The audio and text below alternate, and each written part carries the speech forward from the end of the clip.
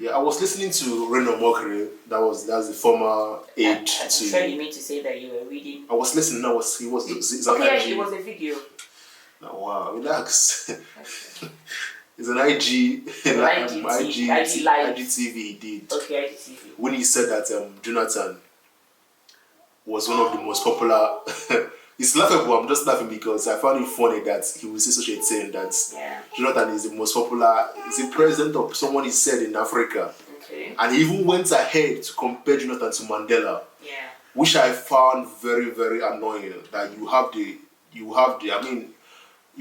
I don't want to say guts, but to compare Jonathan to Mandela is a far reach for me. You know, Mandela to Africans, to a black man, for me as a black man, is the he's up there. You know, you can't for you to compare someone, you have to really, really have done great things. But since it was a video, did he like? He compared. He said that. Did he say what made him say? No, he didn't say. He point out. He compared that. Look at what he's doing in Mali. Blah blah blah. What Jonathan is doing in Mali?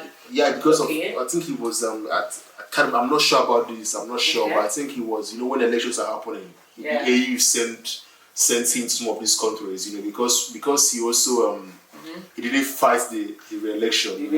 Okay. The popular thing he said was, you know, the blood of no one's blood is worth, you know. But my point is this, you know, for someone like Reynolds, and it goes back to what we talked about FFK, right? Yeah. These people are people that you look up to. Not me per se, but people look up to these guys. So these people are. For me, Renault. Yeah, Renault. Yeah, you know, they look up to these people. You know, their words matter. You know, these people are people that they've been around the world. They've seen how the way the world works. For you to say something like that is utterly wrong. You know, it's just so wrong. You know, you can't compare Jonathan to. I mean, let's look at Jonathan's track record, right? When he was in office as president. The former Minister of Petroleum, Alison Madueke, stole $1 billion, and that's the one we know about, right?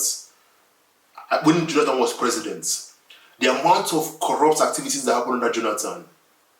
Let's not forget the NNPC saga. I've forgotten the guy's name. His name eludes me, but at some point he was dating this black model, this popular black model. Naomi. Yeah, Naomi Campbell. The guy was there. I've forgotten his name. He and Madueke colluded and stole billions of dollars from the national coffers. He's on record, and that's when, for example, the newspaper tells you that this post to $1 billion. Trust me, it's more than that. That's the one we know about. Let's not forget the things that happened in the north when it comes to Boko Haram. Boko Haram came up under Jonathan. So for someone like him, Omokri, to say this guy is the most popular president, blah blah blah, you're just wrong. I'm sorry, that's wrong. That's a lie. And when I look at Jonathan, I was watching this video. He sent me this video of him. Someone was singing in front of him. And I'm sorry to say this, I see a man that is full of regrets. I was trying to analyze the guy. You know, if let's say, for example, I'm writing a thesis on Jonathan. And when I was looking at his face, I see a man that was full of regrets. I see a man who knew he had the opportunity to change Nigeria, but he failed. I see a failure on a leader. As someone and he's a nice guy, of course, but who cares if you're nice? Who cares if you left Nigeria when you lost the election? No one cares about that. What we care about is what you did as a president. You know. So when I looked at him at that video, I was like, this guy is really, really full of regrets. This guy really understands now that having left office, looking back, he understands that he really messed up. I mean, there was this rumor when he went to the UN to give a speech, and apparently he was drunk.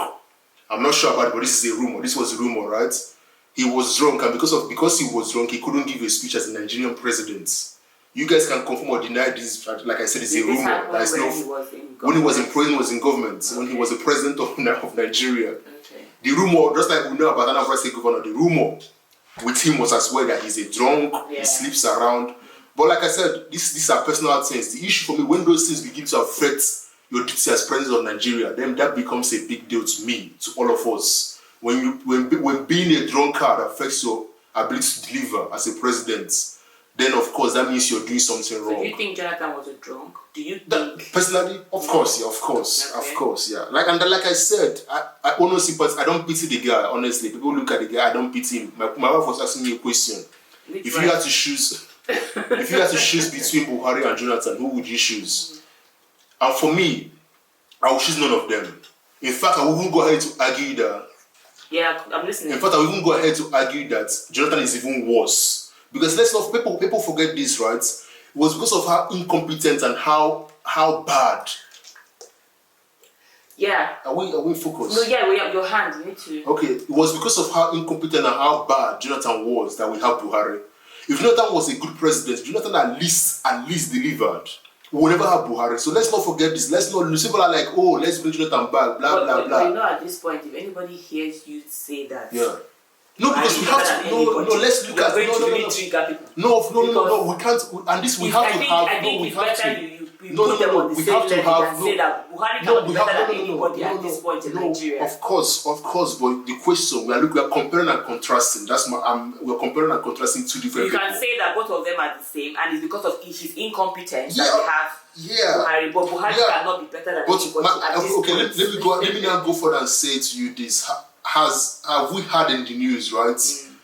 Under Buhari's, and I'm not supporting the guy. I'm not. Of course, you can't defend. You can't. No, not stealing. Okay. You can't defend indefensible. You can't. No one in their right senses can defend Buhari. My point is this: have you seen in the news when under Buhari you had someone stealing $1 billion? What things have happened? Of course, my point is this: the amount of corruption. The amount of corruption that went under Jonathan, and then this is now with Buhari. Of course, it's worse. But my point is this, right? Nigerians, we are looking over this topic. We don't want to have this difficult conversation because people are like, let's bring back Jonathan. Jonathan is better. None of them. They're all the same. That's my point. My point is they're all the same. My point is look at the party, look at the wedding ceremony of this guy's son. You could see FFK was there, Atiku was there, Jonathan was there. Buhari was there. All these guys. Jonathan was there. You saw him. Atiku was there. So I mean, you're even surprised. All these guys that claim to be opposition leaders. Yeah. They were all there. Yeah. If you really were against Buhari, why would you ever want to go there? The guy is disgusting. The guy is everything that is wrong in Nigeria. Why do you want to associate with him? Yeah. So we think that they're all birds of the same feather. Of course, that's my point. So. But my point is this. I'll go further and say this. Let's not look over this. Let's not, because if you want to get Nigeria to where Nigeria needs to be, you cannot abdicate responsibility for Jonathan's sake. You cannot do that. Jonathan has a lot to answer. He has a lot to answer about Boko Haram. Let's not forget Sambo Dasuki, his national security advisor. The amount of money that was stolen, that guy stole as NSA. The amount of money that would have been used to buy weapons for our soldiers. People that have died, our soldiers are dying because of lack of weapons. Let's not forget what the crime this guy committed. So people are, let's look over Jonathan is worse as well. In my opinion, right? If you say let's look at this objectively, the best person Nigeria has had as president, in my opinion, is OBJ.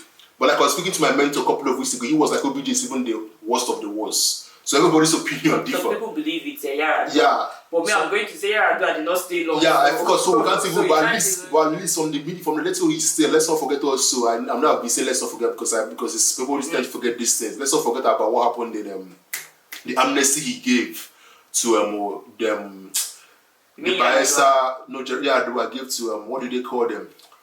Forgotten the name. But you know what I mean? Yeah. There was a period in our history when there was lots of militants, exactly. He gave amnesty to these guys. So, but my opinion, if I'm to look at OBJ's presidency, the 8 years he was in office, and I'm looking at institutions, which is what matters in society. If you look at every society, the UK, the US, you're looking at their institutions. The institutions that OBJ brought in till today, they still stand. You cannot debate it, you cannot argue against it.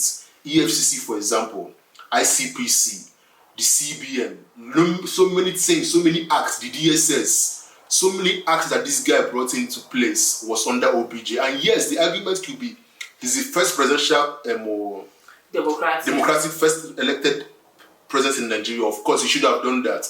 But if you look at other African countries, it wasn't the same. So the guy was... And we expect it to get better. Yeah. But since then, you can't really point to another person that did something that had a lasting change in Nigeria. So my point is, let's have this conversation. Let's not shy away from it,